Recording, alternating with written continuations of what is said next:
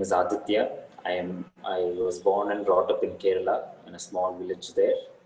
Then I moved to Bangalore to do my undergrad in Bangalore. I did biotechnology. I have a BSc in biotechnology. I did it in Bangalore. So during that time, I used to dance here and there. And I started learning from Sri Kiran Subramaniam and Srimati Sandhya Kiran from Bangalore. So during that time, Parshwanath had asked me to work on a production called Hara. That was our first thematic work, ticketed in Bangalore under Punyah Dance Company. So I did a small part in Hara. So that is how we started working together. It was in 2015, if I'm not wrong. So it's been around 5 years now that we've been working together.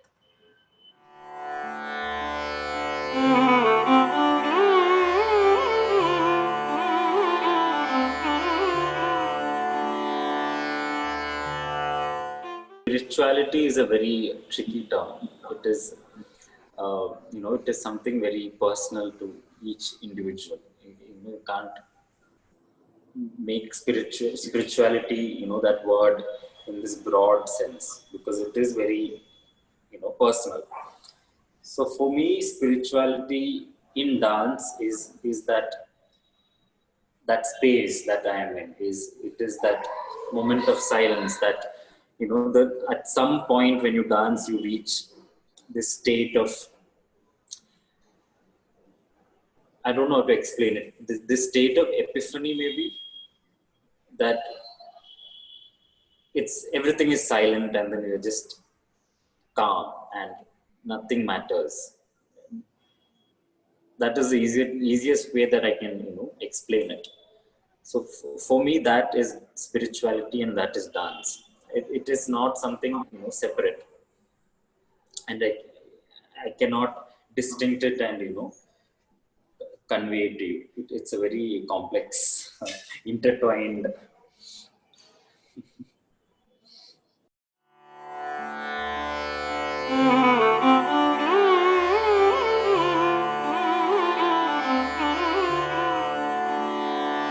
The entire Italy tour was very special to us. We got to stay in a beautiful ashram. We got to eat amazing food with them. We could, we also performed there. We did an impromptu, it wasn't planned, a rehearsal in front of all the audience, all the residents of the ashram.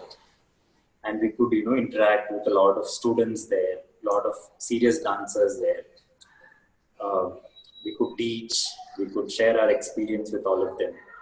So it was very special. And about that program, that auditorium was amazing. It was just so beautiful and, didn't feel like India, but yeah, it felt amazing.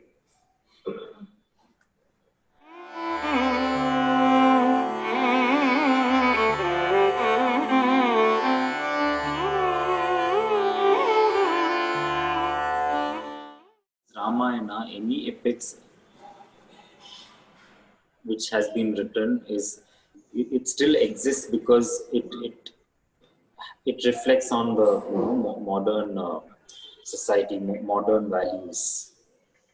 The people are still fighting for land. People are still fighting over women.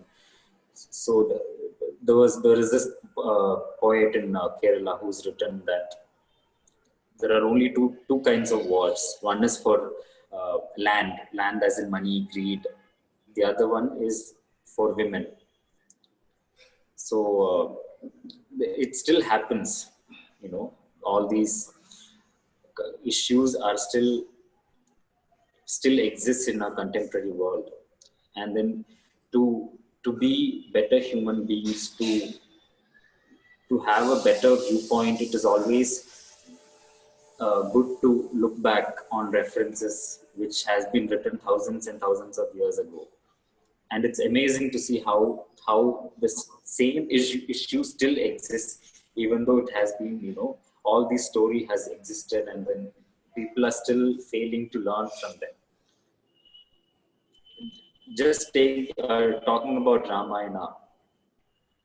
It's about a person's life, how about his family life, how you know how complex his relationship between him and his wife were, how complex his relationship between his children were. Same issues still exist in the modern world.